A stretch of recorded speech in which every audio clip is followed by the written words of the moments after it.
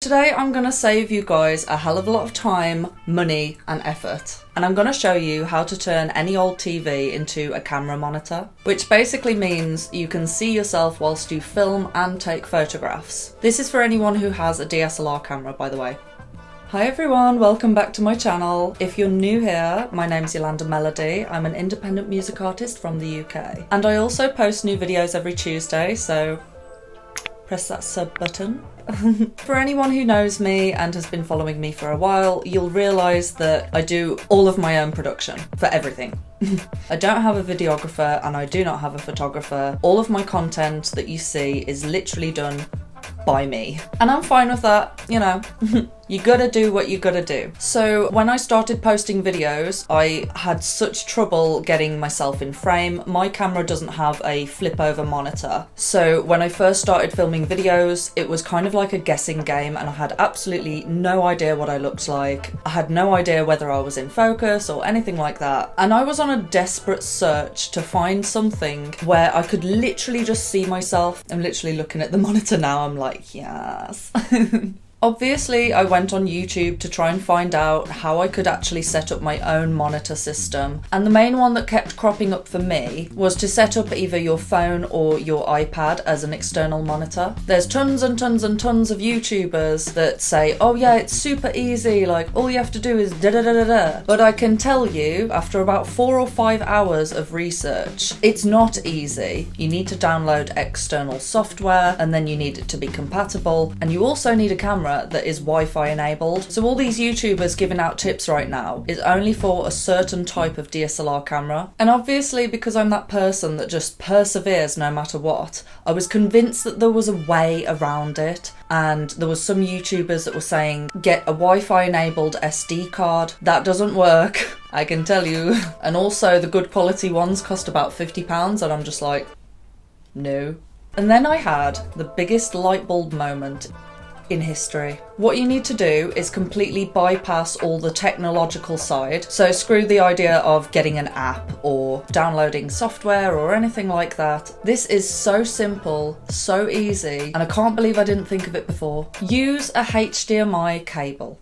I'm gonna do an overlay clip right now of what this looks like and what my setup is right now. This should work for just about any DSLR camera. It doesn't matter how old it is, as long as it's got a micro HDMI cable input on the side, you should be able to do this. Now, I made the mistake of typing in mini HDMI, thinking that that was the connector. That's not the connector. My connector is a micro HDMI, so just bear that in mind because I wasted a lot of money trying to get the right cables. The TV that I'm using is just like an old TV that used to be my monitor, but it's got this kind of weird blue tinge at the moment. But I can see all the settings, I can see myself, and it's cheap and cheerful. You could get a television nowadays from an auction for about £20, or you could even use your own TV that you usually use depending on where you're filming. And like I say, you can do this for pictures as well. Imagine being able to see yourself whilst you take the photos. How much easier would that be? Okay, so back to the cables. What I have is a micro HDMI cable. It then goes through to a female HDMI, so you'll be able to put a male HDMI into it. The reason why I did this was so that I could have a more flexibility with how long the cable could be. You'll also need a regular HDMI to HDMI to connect to the television. Now, I couldn't believe how easy this was. I literally turned my camera on, switched the TV on, turn it to HDMI on source,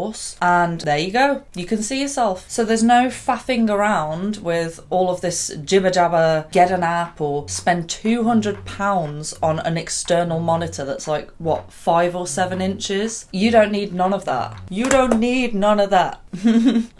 Just to double clarify and put it into perspective, I really don't understand why people are paying £200 plus for a tiny little monitor when you can buy a television that is like 24 inches for £20 or something, or the same price even if you get it retail. People are so dumb with their money sometimes.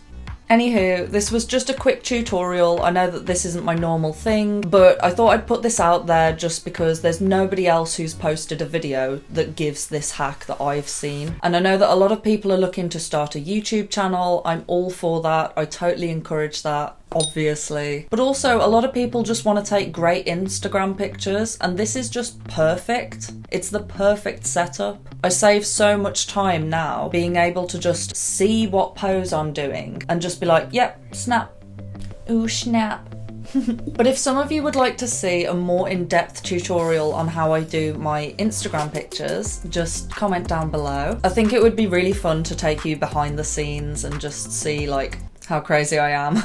Because I literally spend a whole day taking my Instagram content and, you know, I'm busy. Because normally I don't actually wear makeup on a day-to-day basis, so it's easier for me to just have like a full-blown photo shoot and just whack some music on and make a day of it. And then it also gives me more time to film these videos because I'm actually really passionate about it, so yeah. So yeah, that's it guys. Thank you for watching. I really hope that this has saved you hours and hours of research because I wasted a lot of time trying to figure this whole thing out. If you haven't already, don't forget to hit the subscribe button and the notification bell and drop a like and a comment. Love you, bye!